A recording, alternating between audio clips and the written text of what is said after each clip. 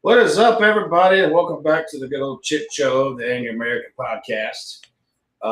Tonight, we're going to be talking with another supplier to you addicts out there that simply cannot get enough to read. We met John at Mountain Readiness. He had a cool little booth set up. He's got a new book out. And John, I want you to open up first with talking about your book. Well, you first, then what made you write your book, and then let's talk about the book, and then we're going to get into some other fun stuff. Yeah. No, that sounds great. If you want to start with me, so I'm John Michael Layne. Yep. I'm from West Virginia. Born and raised in West Virginia, so a small town called Greenbank, West Virginia. Nobody's heard about that. It sits in the middle of a 13,000 square mile quiet zone, right? At the center of it is the Greenbank Observatory, and it's the place where they listen to the stars, right? So when you grow up there as a kid, it's awful growing up as a kid. And I tell nothing to do, boring as hell. Man, it is awful. I do not recommend it for a teenager. It is terrible. And then you get out and you spend the rest of your life trying to get back. So it's Yeah. So I when you're young, you don't realize what value that is of quiet solitude and wilderness and less people. Absolutely. The word peace means nothing to you when you're 14, right? Nothing. You no. The concept of peace. Well, it does. The word peace means something to you at 14, but it means something entirely different. Fair enough. Fair enough. My wife would love that. That's hilarious. Yeah. So that's, and there's none of that in Greenbank. So that's off limits there. So, so that's where I grew up. I've done a ton of stuff in my life, and I talk a lot about my fiction and what sort of fuels what I've done. And I've been this eclectic guy from a professional standpoint. I've been a Marine. I've been an over-the-road truck driver. I've been a ski instructor. I was 3 years. I was an underground coal miner. So I've done all this crazy stuff. I've played in bars for a while. I was a guitar player, played in a country music band in Southern West Virginia for a while. So DJ'd weddings for a little bit. So all this crazy stuff, right? And I always say that, like some people have this creative mind and they can just whip stories out of the blue. Like, some people can draw. I can't do any of that. Everything that I write is based on something that I've done in my life or somebody that I've known. So it's a lucky thing that I've had a lot of cool experiences. But fact is always stranger than fiction. Yeah. And I, what's up, Doc? I refer to what I write, my writing style is faction, as in fact-based fiction. Right. So every location is extremely spot on. And most, like you say, most of the characters in my books they're either people I know or amalgamations of people from my past. It's easier to write about what you know than to make it all up. Absolutely. I find that I build characters that are bit and pieces of different things. Yeah. Like I always tell people, I am not my protagonist. Even though he's a Marine, I'm not my protagonist, but he's got bits and pieces of me. But you know what? His wife probably has bits and pieces of me too. Like, you just put, you kind of mash things together and make a character. So yeah. So that's cool. So what got you into writing it? What was the trigger that? A long time, J.R.R. Tolkien a long time ago, I was a huge fan of Lord of the Rings when I was in high school. I loved that sort of fantasy novels and, the dragon books. And I just loved that kind of thing when I was a kid. And then I grew up and got out of it for a while. And I always thought, how cool would it be just to put pen to paper and create a story? I've always said, I think that writing or storytelling is like as close to real magic as you can get, because you're creating something out of nothing. And I always thought that was cool. And then I was scrolling. This is what got me into it. This is what pulled the trigger for me to write. I was sitting on my couch one day, just being lazy ass, nothing, just dead, right? Watching, flipping on the TikToks. And I thought, man, I'm wasting my time. Like I've got all this time in the evenings to do this stuff. And it's like I don't have a lot of time. I work. I've got a lot of other things that I do in my life. But at night, you're just flipping. Everybody else is asleep. And I thought, this is ridiculous. I'm an idiot. Like I'm wasting my time. And I said, I've always wanted to write. I'm going to stop flipping. I'm going to write a book. And that was what did it. Like that was the catalyst that pulled the trigger. Yeah. For me. Well, it's like you just kind of hit the nail on the head. Like what Brian right here said. One of the things he mentions is, I don't consider myself a very good writer. I'm a storyteller. Yeah. I just happen to write them down. And like when Penguin Random House or Penguin Plume picked up my first book, they were not happy with my writing style because I switched between first and third person constant in the book. And they're like, that's one of the biggest no-nos in literature. And I'm like, well, sales beg to differ. People really like it. There's my girl. She just popped in. What's up, baby? She's out there watching on the TV. So, because I write the way that I tell stories. Yeah. You know, and I'm a pretty good storyteller. I can spit a yarn. So I understand that. And I was kind of the same way. I wrote my first one actually on a forum. I was traveling a lot, spent a lot of time in hotels, and I was a member of a survival forum, and I was a long time member there. And it was pretty well known. And I was reading, they had a fiction section where people wrote stories, and some of them were just awful. Some of them were okay. And I was like, you know, I said, I'm going to write a story. You know, if people are writing some of this, I mean, some of it was just horrendously bad. Yeah. And I was like, I know I could do better than this. And so it was 11:30 at night. I was sitting in the living room. I had to be home that night. I was sitting in the living room, had a bottle of bourbon beside me. Everybody was in bed, same thing. And I just opened my lap or just started typing a story. I was just like, you know, what would I base this on? And, you know, I went with the EMP because at the time when I did this, the only other book out was like 1 second after it was out. 1 second after, yep. Patriots. Yep. And that was really it. You know, you had to go back to William Johnstone in the 70s to get stuff in this genre. Yeah.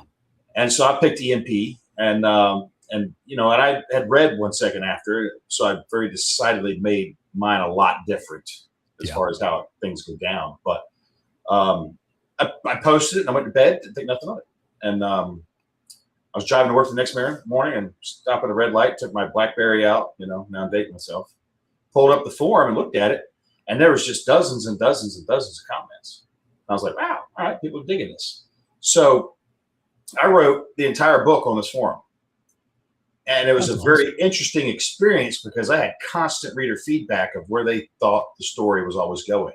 That's what I was just going to ask. Like, that's got to be very cool that people are just giving you like real-time feedback. That's it cool. was like to write a book in that fashion was amazing. It really was because, you know, I always knew what they were thinking and I never gave them what they thought. Like they were wrong every time. Because even if I was already thinking that's where I'm going, I'd be like, no, left turn, Clyde. I'm not going to let them have it, you know? Yeah. And so it was really an amazing way. And Russ, you know, Oz behind the curtain back there, he's a plank holder. I mean, he was on the forum reading those posts, waiting. You know, if I didn't post at least every 3 days, like they got malicious. Man. You know, and I would just have these countless posts of more book, but they spelled it MOARBUK, more book. More book. And so they kept me going. And that's how, like Brian here, he said he found the books because the lights out. And I met Bill Forster and you know, me and him spent some time together, talked together on more than one occasion. He's a great guy. Yeah, he's a great guy. Rawls, not so much. He don't like me. I didn't do nothing to him. I took a little poke at him in my book for fun, just a little poke, not even nothing nefarious or bad, and it really made him mad. According to that's Tim, funny. I poked at a lot of people. I poked at a lot of people in my books, and I don't think they've read them yet, right? So, and nobody knows what the pokes are unless you read it, and then you're like, wait a minute, that feels familiar. So, I'm still waiting for the pokes to come back to me. We'll see. Oh yeah, they'll come around. Trust me. Everybody in there, and it's funny. Sometimes it takes a while before some of them bubble up, but they will get there. Yeah, they will get there. So that's what kind of got you going. Decided to put this free time, this idle time, to something useful. And there is something kind of cathartic about sitting there by yourself when everybody's in bed writing.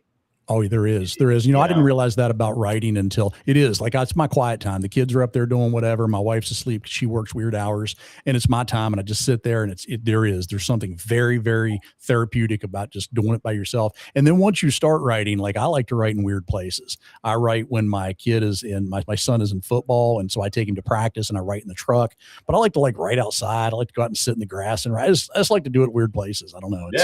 it's a neat experience for me. And I, like everybody that does it and enjoys it, I guess I wish I would have started earlier, but I really don't think I was like, I think I was probably an idiot earlier and I probably couldn't have done it. So I probably started when I was supposed to. Yeah. I agree with that entirely. I'm just putting Patrick up there. He's one of our, I like to refer to the members of our little community as chewed puzzle pieces. You know, that's why we all fit together so well, because we're all chewed puzzle pieces. Nice. And if you guys have questions for John, let's get that up. It's hashtag.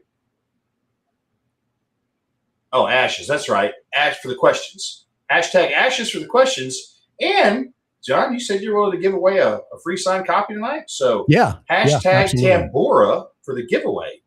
Yep. And that's a nice little segue into, let's talk about the book. Yep. Let's talk about the book.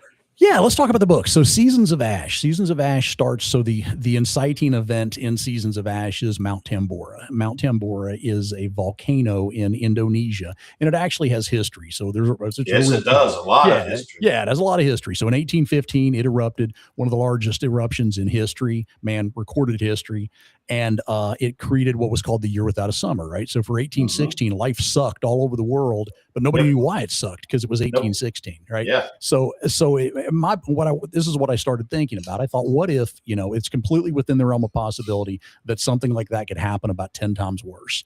If it did, it's not a year without a summer, right? You're talking 3, 5, 6 years without summer. So what does this world look like with 3, 6, 5, even 3 years without summer? What do we look like, And it as in any other sort of, post-apocalyptic scenario, I think things will collapse a lot quicker than people believe. I think once, you're going to go about 3 days, and once the human animals tolerable for about 3 meals that they miss. And when they miss that third one, we're just going to go to shit. So, but that's a day. Right. And that's a thing that I think a lot of people fail to grasp.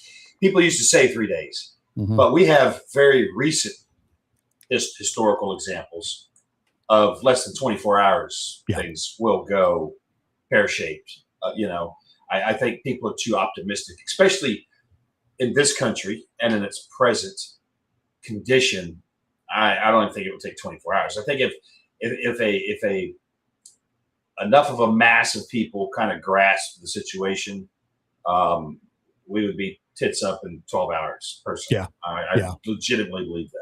Yeah, no, I don't disagree with that at all. It's funny, when I was writing the book, I was part of a writing group, and it was mostly women in the writing group, and they were reading the book and they're like, man, this just fell apart quick. Like, it started within the first couple chapters. It's like, it's in bad shape, and it's within the first 12 hours.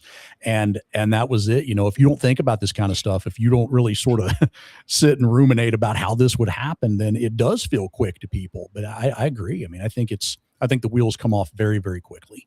Well, normalcy bias is a thing, and it's very dangerous, Yep. The idea of nothing bad happened yesterday, so nothing bad's going to happen today, thanks. Thanks, Kelly, for still possessing your bootleg copy. I recently was involved was the first person to roll up on a really, really bad accident with 2 trauma cases in it. One did not survive. And people don't realize how fast things can change, and I'm just using that as an example of being ready for things. There were 10 or 11 other people standing around looking and nobody doing anything until I rolled up. And then I got out and started to raid, checked on the driver of the vehicle. And as soon as I assessed him, I was like, yeah, he's deceased. His heart hasn't stopped yet, but he's dead. Right. And immediately went to the second victim, who we were able, she got transported and was saved. But the average person doesn't think about that. The average person isn't prepared to deal with that, and to imagine, and that's just a car accident that I could have just drove past like anybody else. Yeah. Except that I saw there were people seriously hurt and nobody was helping, so I stopped. Yeah. But when a societal collapse occurs, or be it one nation, one state, one town, or the entire globe, where something like the Tambora kicking off could do to the globe, or Yellowstone kicking off, or whatever, that would be a global situation. Yeah.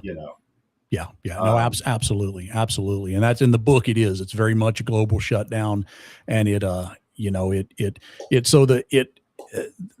it's a dual narrative. So there are two people in the book. Matt Anderson is on his way out to San Francisco. And it's funny, when I wrote the book, I was actually flying to San Francisco in a month or so to go out to a conference. So that's what I used. This guy's on his way to San Francisco. And he, his plane goes down in Fallon, Nevada. I used to work in Fallon, Nevada. I used to work on helicopters out there when Top Gun was still there. And so this plane goes down. His plane's down in the desert, and he survives that, and then he's stuck. We're on the other end of the country. Your entire family is back here in the mountains of West Virginia, and he has to figure out how he's going to cross this dying nation that's in the death throes of, ash and tearing itself apart exactly the way that I think it will tear itself apart. And so it presents some pretty interesting problems for him to get back across the country. And he meets some really crazy characters too. It was really important to me that it not just be this sort of slog across the country. Really wanted to give it some life and some characters. So that was sure. Not everybody you're going to come across is bad. Mine was kind of the same way. My protagonist is 250 miles from home when an EMP occurs, and same thing. But I wrote it, and again, you got to remember the time. This was like 2010. Yeah. The prepper thing was still huge. That was still a really big thing. So this guy was a prepper, and he had a ruck in his car and a handgun. And that was what he started walking home with, 250 miles. And It was interesting. Some of the criticisms I got was, number one, his bag was too heavy, which it was, no doubt. And number two, he didn't walk far enough every day. I'm like, well, you just said his bag was too heavy. That's why he's only covered 10 miles a day, guys. Do the math. No, there's a teaching thing here, Yeah. But I don't see the question. Is his book able to be listened to on Audible? Okay, so great that's question. One question. Great question. My book will be on Audible. I clicked publish yesterday on it, and They have 10 days for QA. So I am in the QA waiting process right now. It could be out tomorrow. It could be out 9 days from now.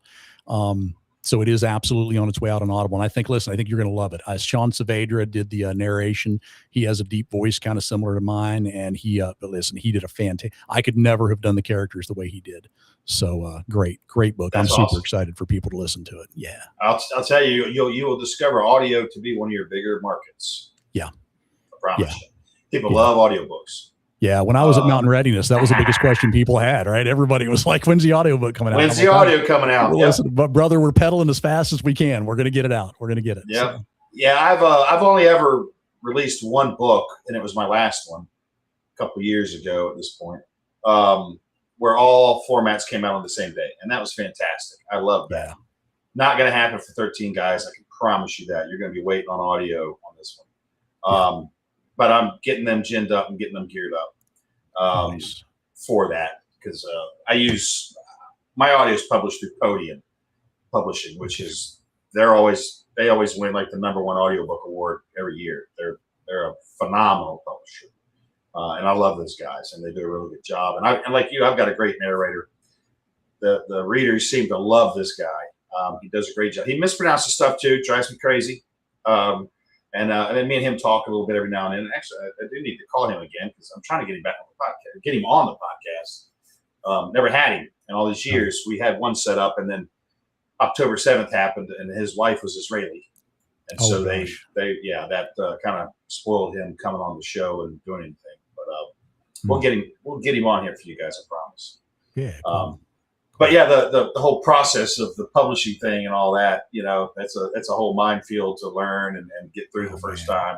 Oh man, it was, I don't want to say it was brutal, but it was definitely a learning curve. I think it's funny how when you go into it and you don't really realize what all's involved, you have this kind of fairy tale about indie publishing, right? You have this idea that you're just going to roll into it and, hit a few buttons and we're going to publish a book and then we're going to wait and see. And wow, is that not the reality of it? But on the flip side, it's been really fun. Part of what I enjoy doing about this is that you have to learn so much extra to do this. And it's it's been a great research is a beast. Yes. And it's constant and ongoing. So Doc, you're asking for an insight, or an inside. I'll tell you that what everybody thinks was a dead man brought back to life isn't a dead man brought back to life. There's a teaching lesson involved in that has to do with lethal force, and in particular chokes. But it's coming. And it's also going to be bigger than the last several. We're going to be getting up to I don't know where I'm going to end up. Whoops. Dust off the living room bookcase. There's it's gonna be a more substantial book this time because there's a lot of real estate being covered in this book, which is setting up for some things that will happen in the next book. So I wrote my first book, John, with no intention of anything. I had no intention to publish it. Nothing. Now the series is now 12 books long, and I'm working on the 13th. Plus, we have a total of 27 titles now total. Nice. Because we just released another. I write with another guy named Walt Browning in a side series in the same world, a parallel series called Charlie's Requiem, and we just released the latest of that one, Nice. which is also out in audio. You guys can get it. And we finally, the last Requiem book and my last book, we finally did a crossover where the characters meet for the first time, briefly. And there might be more of that to come. I'm going to see how everybody feels about the crossover stuff. It's just a little moment in time, but it's kind of neat to bring those two worlds together. The same world, but different characters, entirely different characters. We finally brought them together. Oh, that's nice. Huh. Yeah. I'm playing with that right now. I'm playing with the idea of like, originally I thought, a 3-book series. And now that I see what everybody else does with theirs, I'm like, wow, I've already built the world. I'm already gaining interest. I don't think that I want to stop with 3 books. So I'm thinking about in the first book, they kind of leave some people along the way on the way back coming through Kentucky, actually.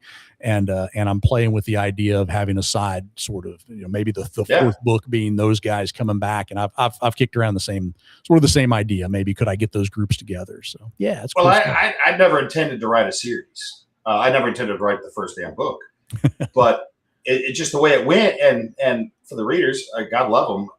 They just keep wanting more. They just keep wanting more of it. More of it, and I don't know why. Like I said, I don't consider myself a good writer, but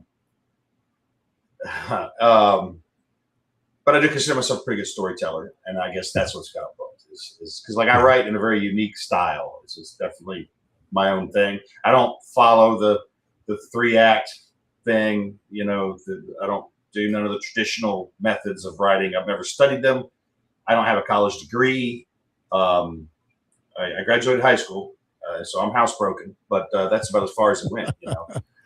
Other than technical trainings, which have nothing to do with what I do. Doc, I appreciate you, brother. I really do. Thank you. I think more and more these days that it's the human element that connects with people, though, right? We're in this weird technological place where everything is going to AI, everything is going to the internet, everything is just this thing that isn't human anymore, right? And I'm not saying like everything is written, but I think it's the human connection, right? You say you're a storyteller, and that's what people resonate. Like they don't care whether you're in this guy's POV or this guy's POV. Like they want the human connection, right? And that's what probably resonates with people, I imagine. Because I know when I read, I'm reading your books too, and I know that's what resonates with me. It's you can feel the human element coming through in the book, and you can feel the storytelling element. So I think that's very cool. Nikki, I'm gonna tell you, you guys know what's in them, and that's up to you. Maybe let her skip book 2 for a year or so, at least part of book 2.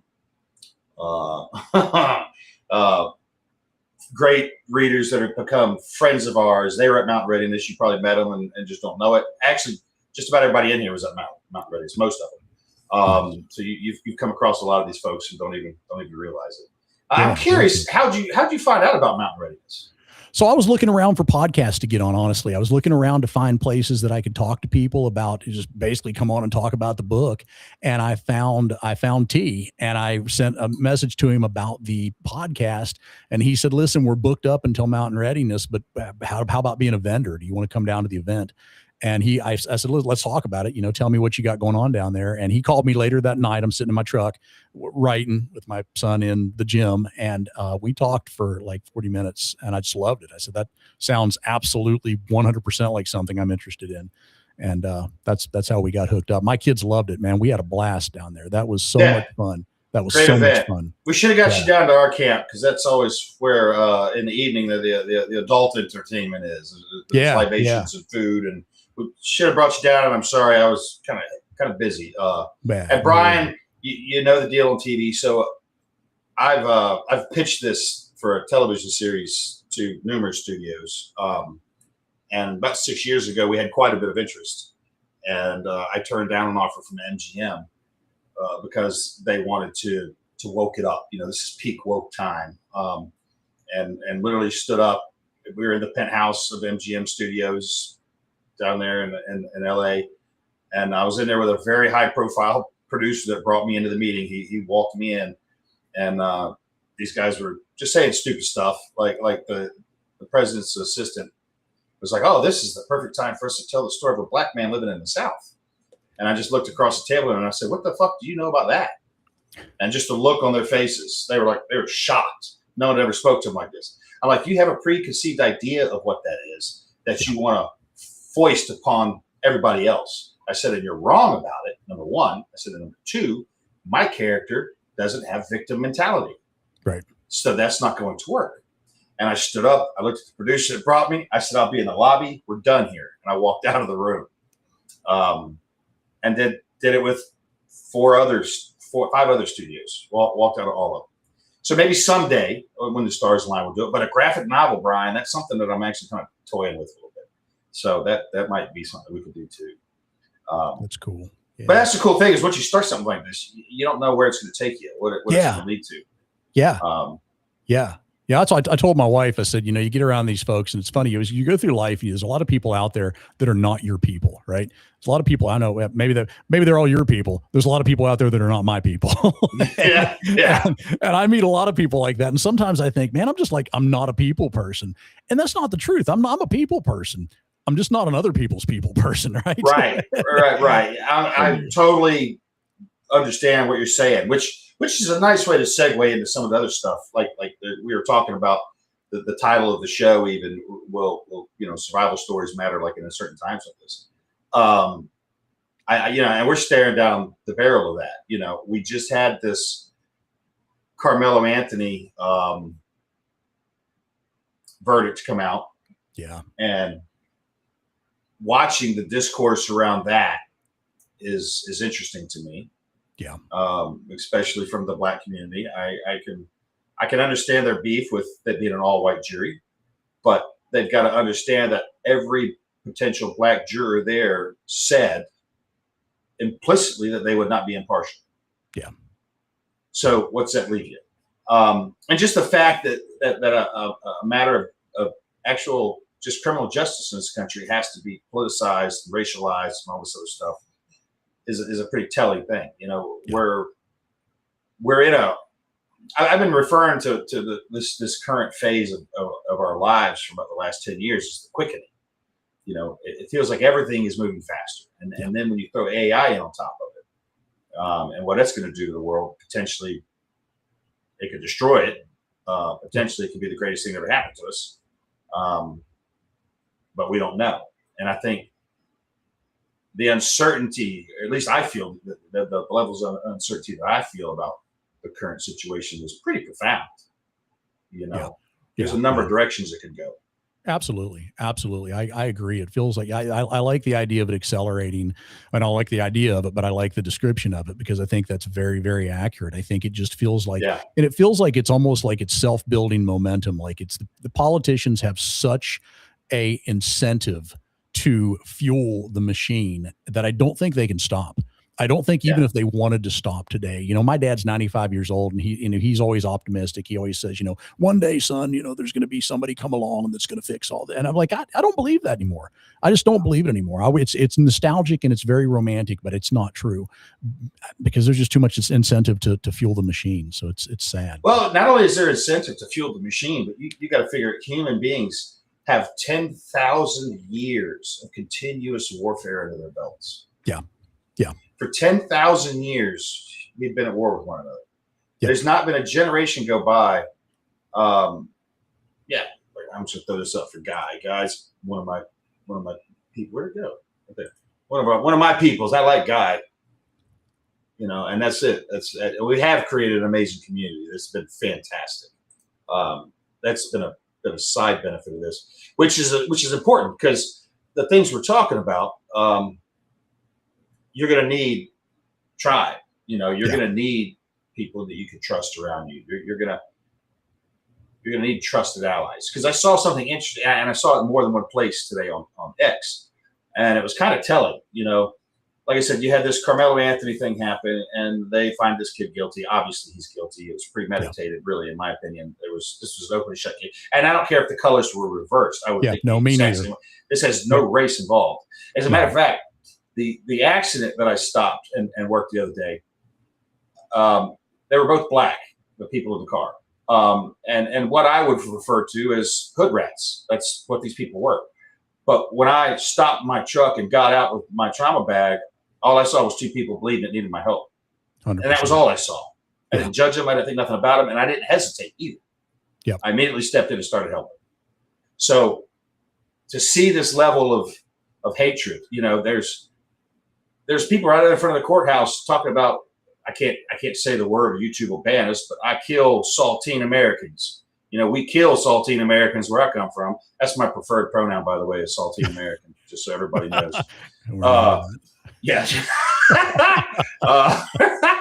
But we kill them where I come from, and then you had the Black Panthers out there trying to blame white people for wanting to start a race war. We're not the ones in the street screaming about a race war. Yeah. But today on X, I saw several instances where there's a new term starting to trend a little bit, and it was white boy summer.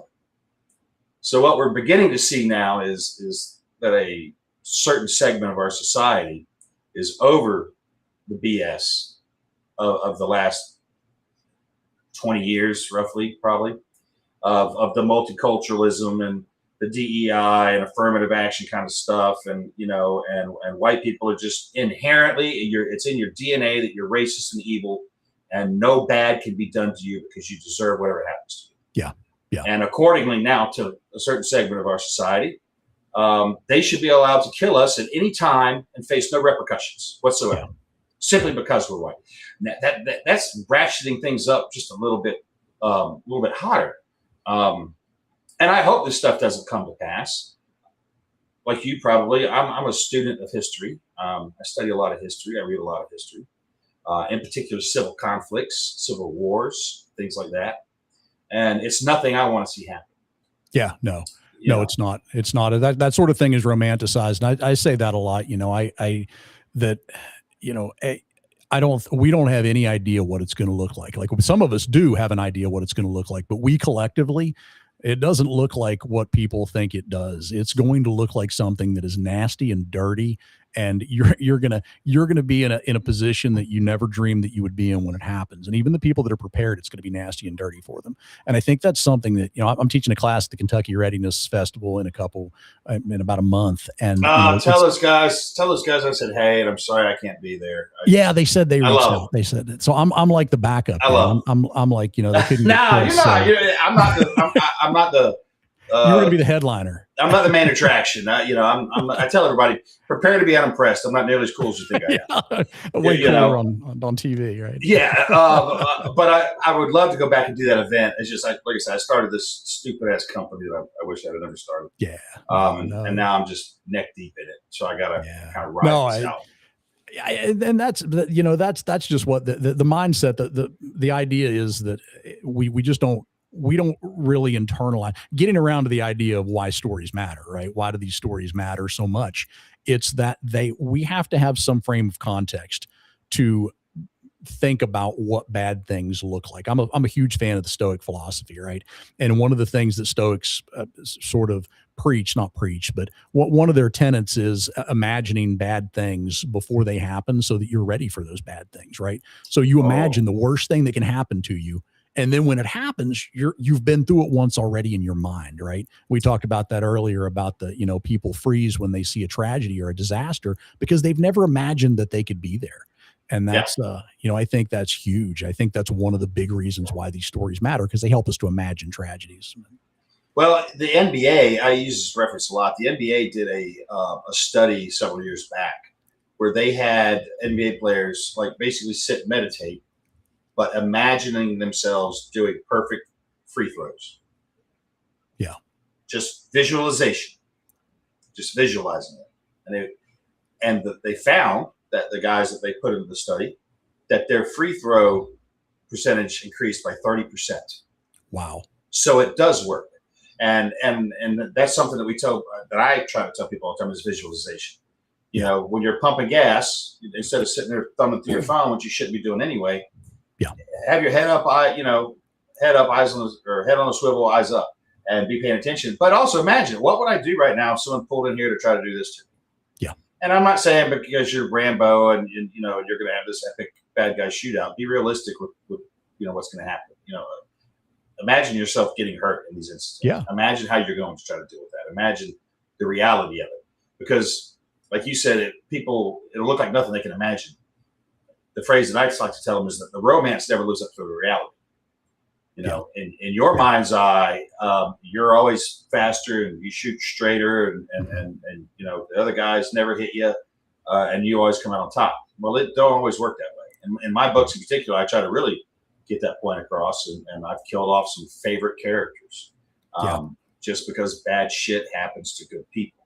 Yeah, we're not all Jedis, right? We're not all Jedis. It doesn't. the stormtroopers don't always miss us. It's no, absolutely. I saw something the other day and I thought it was really cool.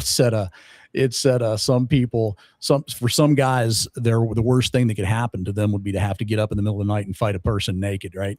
And then there's the rest of us that fully intend to, right? We fully expect to. My wife gets mad at me because at night, if I hear something outside, I always get up and go look. But I throw my bathrobe on. She's like, "Why are you getting dressed? Go look down." I'm like, number one, it's outside. And number two, it wasn't the kind of noise that induces panic into me. It's the kind of noise that induces curiosity. Armed curiosity, but curiosity nonetheless. Yeah. I'm like, if somebody kicks in our front door, I'm not going to get dressed, because there's one universal fact. Pretty much goes for all men. Nobody wants to fight a naked guy. That's right.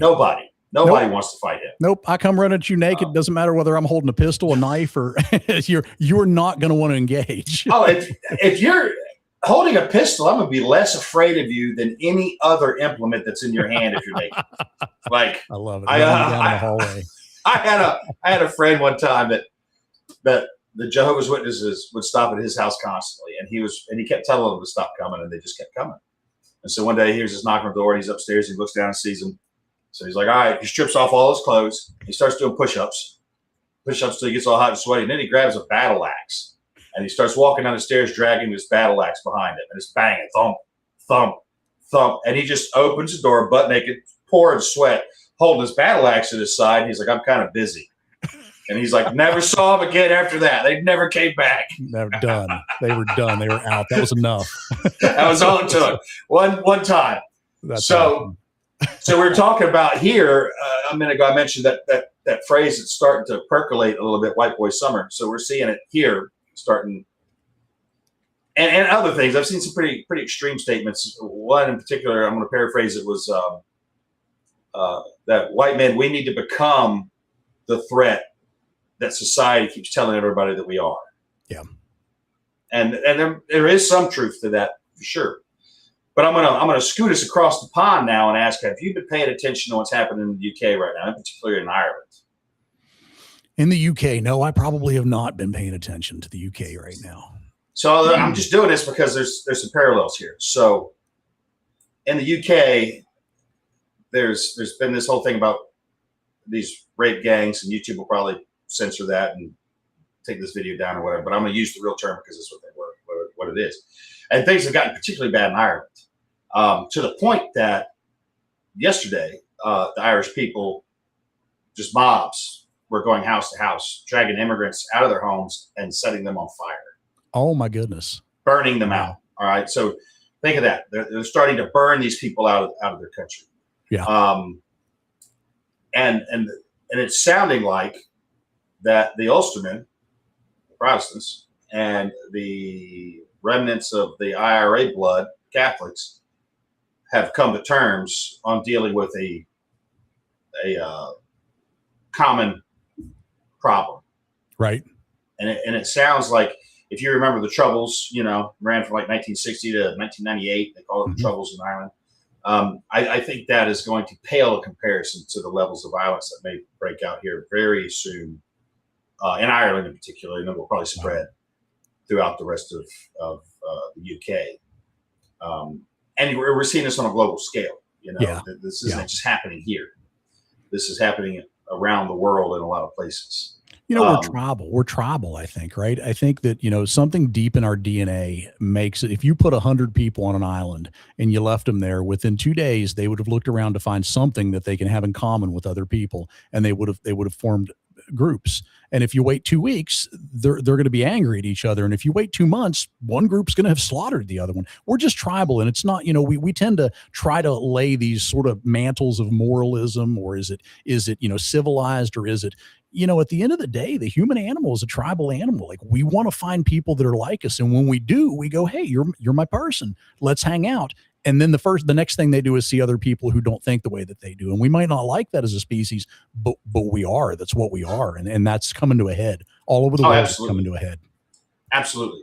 Doc, if you guys don't watch S2 Underground on YouTube, highly recommend it. Their intel updates are pretty fabulous. I would recommend following them. No affiliation to S2. Don't even know the guys, but I've been a subscriber of theirs for years because they are so good. Thanks, small homie. Yeah, it's happening. It's happening. Things are getting very hot over there. I think we're not far behind it. When you look at our country, we've got these mobs that keep taking over cities, parts of cities, sections of town, roads. They call them teen takeovers, is like what they call them. They won't call them what they actually are, riots. They're riots. There's usually a common denominator to it. Sorry, but that's what it is. I live in what Rush used to say. I live in Realville. I live in reality, and I can see with my eyes, and I can see who's doing what, and what's being done about it. And I just think that we're, like I said, it's accelerating. And then you put a big scoop of AI in on top of things. Ukraine is already using AI in weapons. They're the ones already doing it. They're hitting targets 1,000, 1,300 kilometers inside of Russia using drones that are using AI, so they can't be intercepted with EW, because this thing's thinking for itself. It's using the actual terrain to get to its target. So it doesn't. You can't intercept that with EW. You've got to intercept that with a ballistic interceptor of some variety. Well, if Ukraine's doing that, we can only imagine the stuff that we're already experimenting with and probably have yet to reveal, because there's no way Ukraine's ahead of us on that one. They're ahead of us on the FPV drone. I'll give them credit for that one. Yeah. But that our Department of Defense looked at that and went, oh, we can do this way better. Yeah, absolutely. Absolutely. And you're right with the tribal thing. When you look at the conflict that we're talking about here in the United States and then like over in the UK, just as two examples, it's straight up and down tribal. Mm-hmm. Here it's racial lines. And then we have the insanity, the mass hysteria of a certain segment of our population who is siding with them, not realizing that this will come down on tribal lines. Yeah. It'll be shirts versus skins. You know what I'm saying? Yeah. And what you did in the past won't matter. It's all going to come down to what tribe are you a part of. Yeah. Like that movie, what kind of American are you? Mm-hmm. It's going to be cut and dry. Yep. And what terrifies me the most is there's nothing on this planet more lethal than the American fighting man. That's been proven all over the world. Absolutely. We are extremely good at killing people. Mm-hmm. We're good at it. And never more so than when we were fighting ourselves. 300,000 casualties at Gettysburg. Never more so. We're at our peak when we're fighting ourselves. Mm-hmm. And so I don't think people understand the level of savagery and barbarity that will come along with whatever scenario they have in their heads. Yeah. Of what they think it's going to be like. Yeah. No, I agree. I think we're burning bridges that we can't rebuild, right? When you do something like Minneapolis and the riots that happen there, you do these flash mobs where people are just, what they're doing is they're testing boundaries, right? They're testing what they can get away with. And once you've gotten away with that once, then it's there. You can get away with it again, and it just keeps accelerating. So I think it's... Well, it's not even that. They keep upping the ante. Well, we got away with that. Let's get away with this now. Yeah. And it does just keeps building to a crescendo at some point, that what's that going to look like? And if you break it down strictly along numbers, the numbers aren't in their favor. And I hate to speak about this along strictly racial lines, but like I said, I'm a realist, and that's what this is. We have the potential for a race war in this country. Doesn't mean we're going to, but the pyre is built. It's just waiting for the spark. Yeah. Like right here, this says it all. You're hated, train like it. Yeah. That's Tambora, Tammy, not Tandana. Tambora. Tandana is very close, though. I hope that counts. That's very close. Sorry, hang on. Walt Browning is calling me right now. He should know I'm doing this. Just let me know.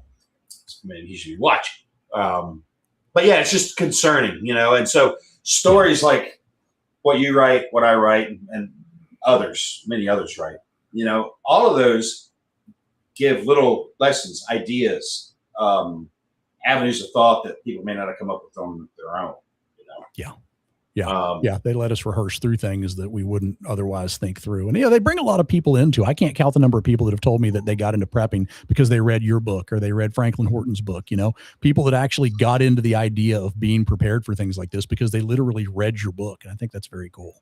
Oh yeah. I've, you figure my first book was published in 2010 and I've been contacted by countless people. And I bet.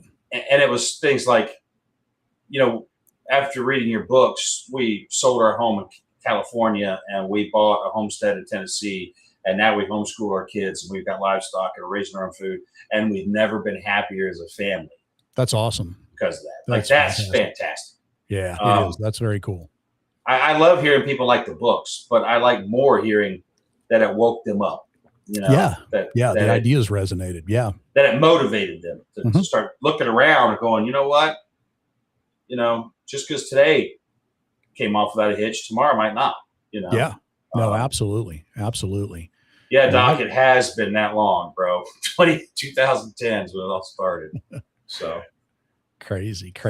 I think post-apocalyptic fiction matters for another reason too. I think there's something in us that realizes that here's my theory. I have a lot of theories that people don't like, but my theory is we hit kind of peak humanism when we were hunter-gatherers, right? That was when we were at our peak. And I think we've been screwing it up ever since. I don't think we were ever born to be in cities. We're a different kind of animal than that. We were agriculture, that's sort of sold as the golden calf. And it's what made us all what we are today. I don't think it was what it was cracked up to be. And my theory is that something inside of us sort of craves a reset, right? And it's not that we want things to go bad. I think it's that we recognize that if things did go bad, our life would be simpler and we would go back to a time when we were different. And I think there's something inside of us that wants that. We don't know what we want and we don't know how bad it's going to be when it happens, but something craves that. Well, not only that, but it's in our genes. And a lot of people disagree with this and don't want to admit it's true. It is. Violence is in our genes. Yeah, like you said, we were hunter-gatherers, and before that, tribes were having to defend their territory. A lot of people think humans are above the laws of nature, and what I always say is we're just another animal on the face of this rock. We just have thumbs and bigger brains. Yep. And we think we're evolving and getting better, but in my opinion, we're de-evolving because we're getting fatter, dumber, slower all the time. You take the average human being or average American and drop them into their native habitat, which is just say a North American boreal forest. And within a matter of days, most of them would be dead. 100%. Most of them would be dead. I completely agree. I've used the devolving theory for a long time now. I think that we've stopped letting the fittest lead. We've stopped letting the fittest survive, and we've made it okay for everybody to be equal and everybody to survive equally. And there's repercussions to that as a species. Well, too, and you can't settle your own issues. Yeah. You go back just a couple hundred years ago, you had to watch your words. We remember going through that phase of words matter, words of violence, they say now. Now, there was a time that you watched the way you spoke to people because your teeth were on the line. Yes. Or potentially even your life, Yes.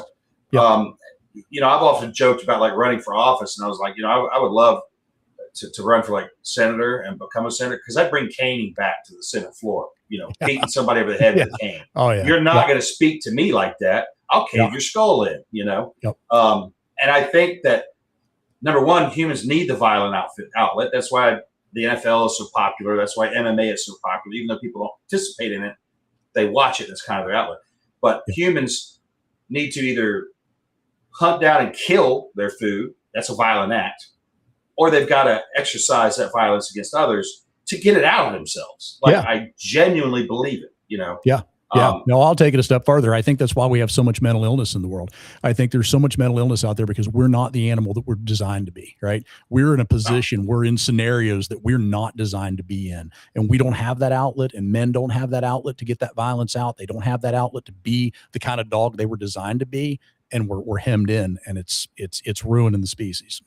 That and two, young men. All right, so we'll step back just a little bit. Young men no longer have that rite of passage. Yeah, 100%. Yep. Every culture on the planet, young men, and the more primitive the culture, the more prominent this is. That's how important it is. We think we're smarter, and you don't need to do these things, but you actually do, and there's reasons why.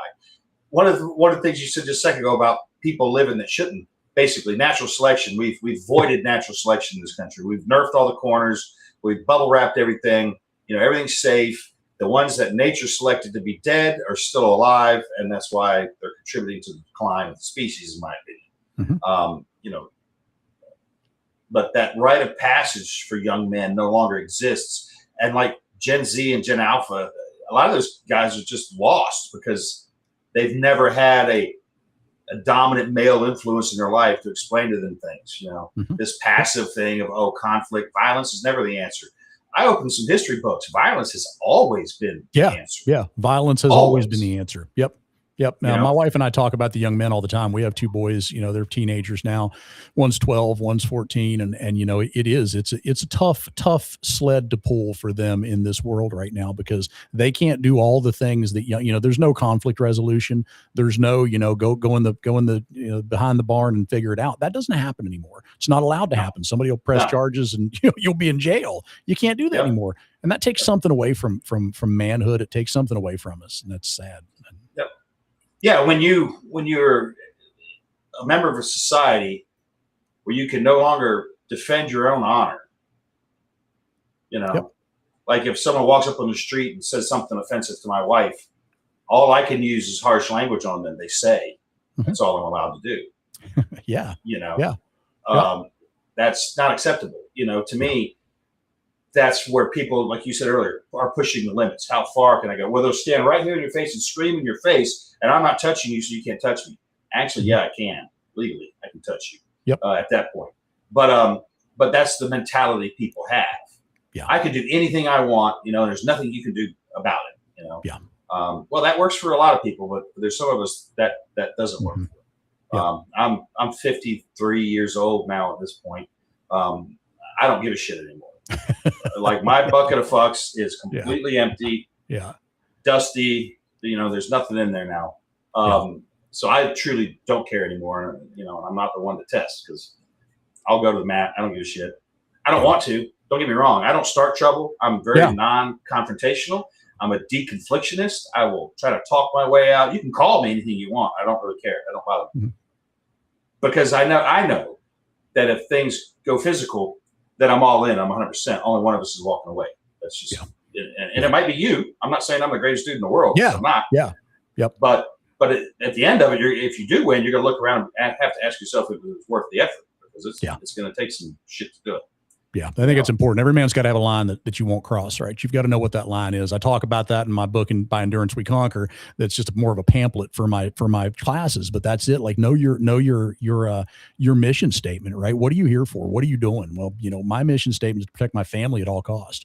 And then there are lines I will not cross, and there are lines that when you flip that switch, that's it. You have to commit to that. If you don't, then you're not going to protect your family. You're not going to be that man that you think you are. And if you're not gaming that out in your head ahead of time, you're sank. So, and mentally prepared to do it too. And that's not enough though, guys. You know what I'm gonna say? Training, get some training. And I know, Mel, you want to get on the range. I promise we will this weekend. We need to really bad. We got a 100-yard range in our backyard, and we don't use it enough. But I probably shoot more than the average bear, especially in totality. I know I have. But we're starting to run a little bit close here. And Russ, let's get the big wheel of destiny up on the screen and do a giveaway. Nathan, well, yeah, you sometimes start trouble if you're working corrections. Like I said, I spent about 8 years working in jails and prisons. I know all y'all's games. All right, here we go. This is for the giveaway. We're going to see who wins. If it's Patrick 7, I'm going to start. I'll open the door for the bounty on him. Who's it going to be?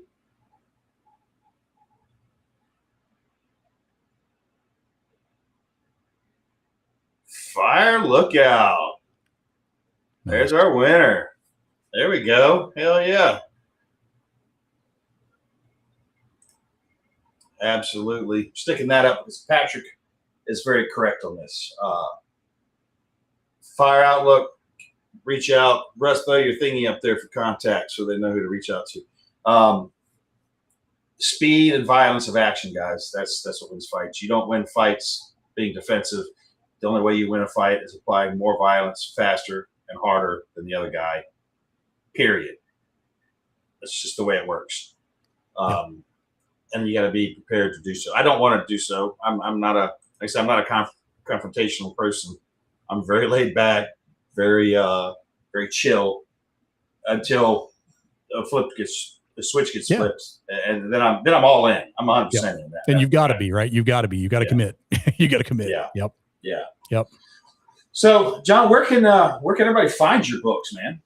Yeah, so you can find me on the internet at johnmichaellayne.com. It's Layne. If anybody's, I got to get that other domain, so if they spell it Lane, it comes over. But you can find my books on Amazon, so you can find all of my. I've got the ebook, the paperback, and the hard copy are on Amazon. The Audible, it says here all formats, including Audible. The Audible will be out soon. It will be out soon. It will be out within hopefully the next 9 days. So we'll be on Audible very soon. And if you come to my website, check out the newsletter. There's a bunch of behind the scenes. So if you've read Seasons of Ash, you're planning on reading it. I have 4 bonus chapters that are behind a wall that's password protected off that you have to join the newsletter. You'll automatically get a password, and then you can read about something that happened in the Rocky Mountains that a lot of people are curious about on the journey back across. There so you go. Yeah, so some cool stuff out there, and I love to hear from folks, so be happy to talk to anybody about it if you reach out, John at johnmichaellayne.com. So I've seen several things pop up on the screen. It says people scan the QR code. That means people are buying your book or are watching. So that's what this is about. That's what we're doing. I'm one of those guys that I believe a rising tide lifts all ships, and I'm all about supporting other writers. Franklin Horton's a good buddy of mine. You probably talked to him. Yep. He got into it right after I did, about a year after I did, and me and him met for the first time. And there's another one. Someone else just scanned it too. Nice. And several of these other writers I helped bring them up, help get them going, get them started, just offer advice and stuff. And so I enjoy talking to other writers. And getting their perspectives and hearing their stories and stuff like that. Yeah, it's very cool. I appreciate it. It's a great opportunity. It's neat to just hang out and kind of shoot the breeze for a while. I've enjoyed it. Yeah, it's been a great time, man. Thanks for coming. We'll probably have you on again. I'm not one of those one and done guys. I like to stay in touch with people. They're going to want to hear more, especially if your book gets out there and they've all read it. We'll probably get you back on for another conversation where they can ask you questions. Yep, absolutely. Absolutely. Give it a couple months and let these guys. They're gonna read it in 2 days and they're gonna be screaming at you for the next one. I'm telling you right now. So the next one, speaking of, the next one comes out in the fall. So I'm going to be doing a cover reveal live on TikTok on July 18th, and the next book comes out sometime in the fall. I'd like to have it out in October. It might be November. We'll have to see. Nice. Yep. I wish I could do that. I wish I could make predictions like that because that's. You obviously have a schedule and you know what you're doing. I lack the organizational gene. I don't possess it as the studio. If you can see this room I'm in, would dictate. And anytime I've ever put myself on a schedule, I've missed it every time. And it's usually not because of me. It's life gets in my way. Yeah. But I'm thinking I'm making a change that may simplify my life a great deal. Change it dramatically, but simplify it in a profound way that I think I really want to do. So with that, you got any final thoughts you can leave everybody with tonight, man? I have no final thoughts other than just a great time. Really, if this is a group of folks from Mountain Readiness on here, I'd love to see you next time. I'm definitely coming. I don't know if I can make it in the fall or not. My son, I think, has football potentially championships then, but definitely in the spring. I'm definitely going to be there in the spring. So if anybody's looking for me, I'll be there. Be happy to meet you.